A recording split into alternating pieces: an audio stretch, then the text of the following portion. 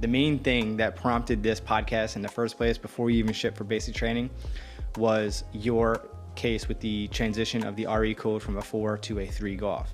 Now, for some reasons, it could be personal choices that you made at the training site, unforeseen circumstances that, something happened and you were discharged out of the branch of service. And unfortunately, the Marine Corps is very harsh when they go to discharge you. It's like, oh, you don't want to be here, or you're not fit to be here, or whatever the case may be, RE4, which means that you can't go back to that branch of service. And when you come back into the service, depending on the current policies, like right now, you can't join with an re-enlistment code or RE4. So you have to get that upgraded to a 3 something or other. In his case, it was a 3 golf. And that way, with that 3 golf, we could do and complete a administrative waiver to bring you back in. Now, I want you to share with us, what was your process like upgrading yours from an RE4 to a 3 golf? So my process to get the RE code upgraded was a long journey, 7 years in total. I started from the time I got out of the Marine Corps. So I was one of those youngsters that probably would have hit you up back in the day, like, I messed up in a sense, what do I do? And it took 7 years. So pretty much it took 3 attempts going to the Naval Discharge Review Board. Every branch of service has a discharge review board that will oversee your paperwork and why you're appealing it. Just know that every time you send a request, it takes about 12 months to get something back, which is results, or sometimes it could just be a letter. It just really just depends, but a year minimum. And what I did was I took a step back and I tried to do it myself the first time, and I got denied. And I was heartbroken because I had plans to, at the time, be with somebody in the Navy and go live the Marine Corps Navy dream, married, BAH, blah, blah. And guess what? Life doesn't work out that way. That's what you get when you're young and you try to imagine things. But it's okay. It builds you, and I'm glad I went through it all. But I got denied, and I said, you know what, I'm gonna figure this out. Now COVID just hit and we were getting those stim checks, so I had some money, and I looked into a military attorney that's not currently serving but does these things, and I found him. Shout out to James Phillips, Can Do Law. He's the guy that helped me out with this. And I explained my situation, this is his specialty, RE codes, characterization, whatever it is. So I paid the fee that I had to give him.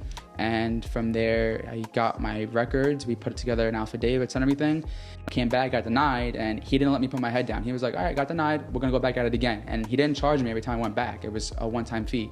And the good part about him is that he's prior service, so he knows JAG inside out. He knows Army regulation, Marine Corps regulation.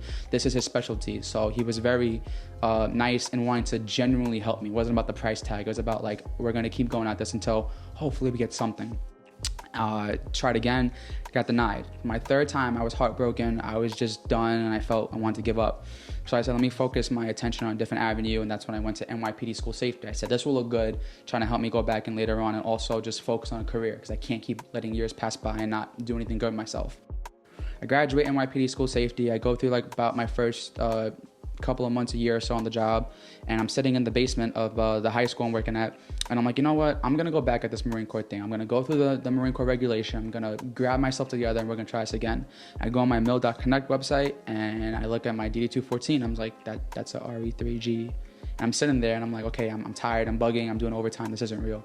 And I go back again, it's like, no, it's a RE3G. And then on the letter, the memorandum, it says, due to a recent overview of whatever the proper wordage was of your application from the past, the board has decided to upgrade you to a RE3G, and that made me absolutely excited.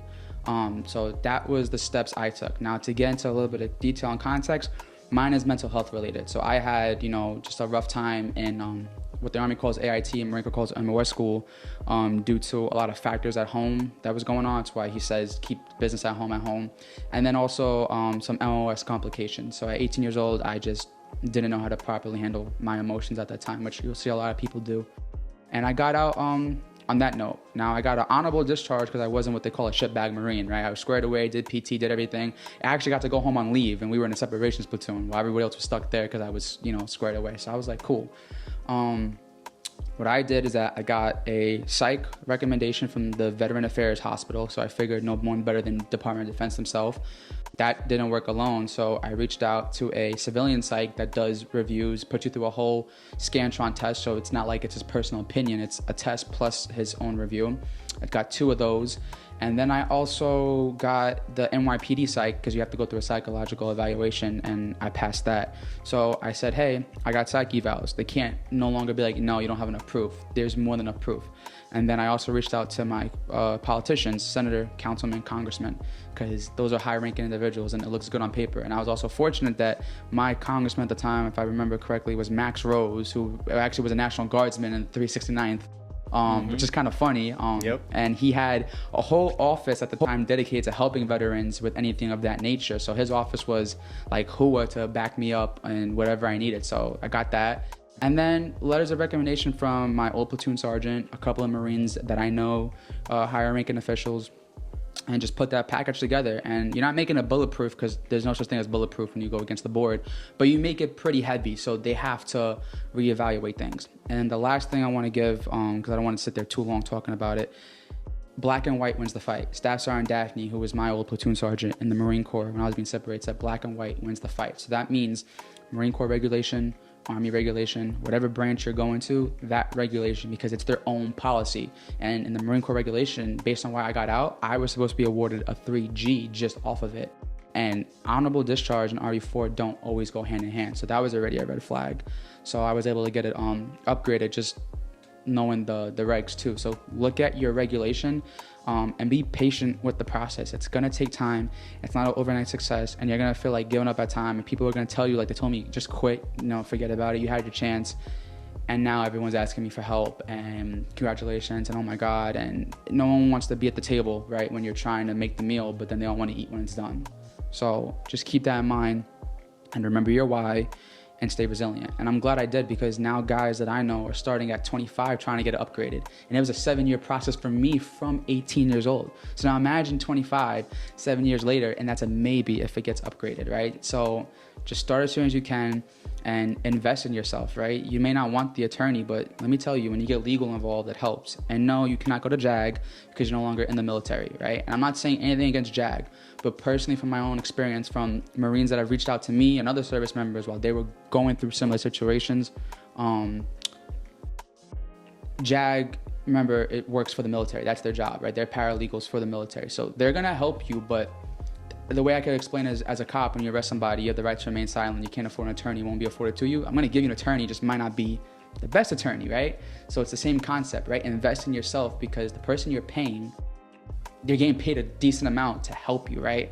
And what you may look as a couple $1,000s, well, ask yourself, am I gonna go on vacation? Am I gonna pay for this? Am I gonna pay for that? Is this sacrifice worth it? And to me, it was. All my friends were partying, doing different things, and their Josh was going after the board, after the board, after the board. And now my life is slowly, coming together the right way. But it was worth the sacrifice, because I'll be able to do all that once I'm situated, right? So just that's how I'd say black and white wins the fight. Be patient. And again, just don't listen to people that tell you to quit, right? Don't quit, because you quit in the first place. That's how you ended up here, right? So don't quit this time. Do you have like the examples of what you submitted to like Alex Rose or whatever his name was? Max Rose. Yeah, you're good. Do you have like the verbiage of what you put in the letters or the correspondence to request? Yeah, pretty much. I sent almost the same affidavit I did to the board, but instead I just addressed it to him and worded it differently. Pretty much like, good afternoon, Congressman Max Rose, my name is so-and-so from, Brooklyn, New York, wherever. And again, I'm in his district, so I'm reaching out to the proper councilman.